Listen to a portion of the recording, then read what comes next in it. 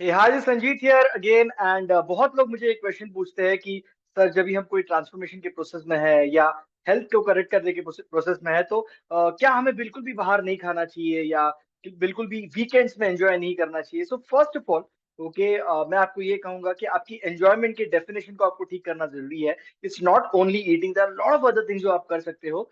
But even अगर आपको बाहर भी जाना है तो आपको क्या खाना है ये पता होना चाहिए। सबसे पहले बात, आप ये समझ लीजिए आपने अच्छा ट्रांसफॉर्मेशन अचीव कर लिया है और आप ऑलरेडी एक अच्छी हेल्दी लाइफस्टाइल में हो, सारे हैबिट्स सारा रूटीन प्रॉपरली फॉलो कर रहे हो, nutrition, exercise, rest and recovery सारी चीजें कर रहे हो।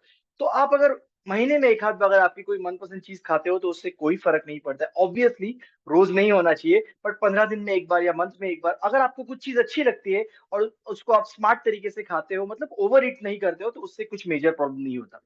बट अगर आप ट्रांसफॉर्मेशन प्रोसेस में हो फिर भी आपको बाहर जाना पड़ता है तो आपको क्या चूज करना है ये आपको पता होना चाहिए। बाहर जाके आपको एक फूड ग्रुप जो होता है उसको कंप्लीटली अवॉइड करना है, दैट इज कार्बोहाइड्रेट्स। बिकॉज बाहर के जो कार्बोहाइड्रेट होते हैं वो मोस्ट ऑफ द टाइम मैदा, शक्कर या रिफाइंड ऑयल में बने हुए होते हैं। So what you can choose, आप सारे ग्रिल्ड चीजें ओके, अगर आप बाहर भी जा रहे हो तो आप कोई भी ग्रिल्ड, मतलब जैसे कि कबाब्स होता है, इसमें वेज नॉन वेज भी होता है।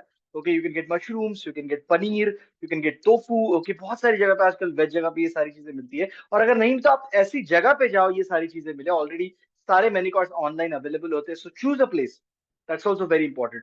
नॉन वेज में भी आप बहुत सारी चीजें ले सकते हैं, चिकन है, फिश है, एग है। अगर आप नॉन वेजिटेरियन है तो ये सारी चीजें भी आप खा सकते हैं। एग के अलग अलग चीजें आप खा सकते हो।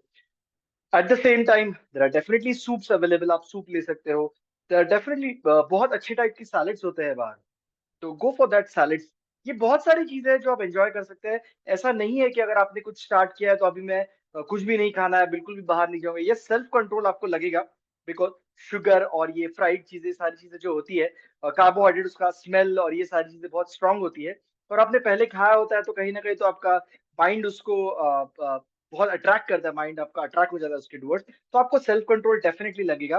बट बिलीव मी, अगर आप वेल नरिश्ड हो, अगर आप एक्सरसाइज प्रॉपर कर रहे हो, वाटर इनटेक प्रॉपर ले रहे हो, अगर आपकी rest and recovery, CNS recovery है, अगर मतलब जो स्लीप या रेस्ट एंड रिकवरी जो प्रिंसिपल आप अच्छे से फॉलो कर रहे हो, बिलीव मी ये क्रेविंग्स आपका बहुत कम होगा। अगर आपके मैक्रोस माइक्रोस सारी चीजें प्रॉपर है, one of the most important factors, अगर आपको क्रेविंग्स हो रही है तो आपको आपके माइक्रोस ओके, मतलब वाइटामिन मिनरल को चेक करना बहुत ज्यादा जरूरी है।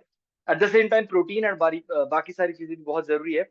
बट अगर आप सारी चीजें बैलेंस तरीके से कर रहे हो, एक कोच की गाइडेंस में कर रहे हो, तो आपको ये प्रॉब्लम कम आएगा। और अगर आया तो भी मैंने आपको सोल्यूशन बताया।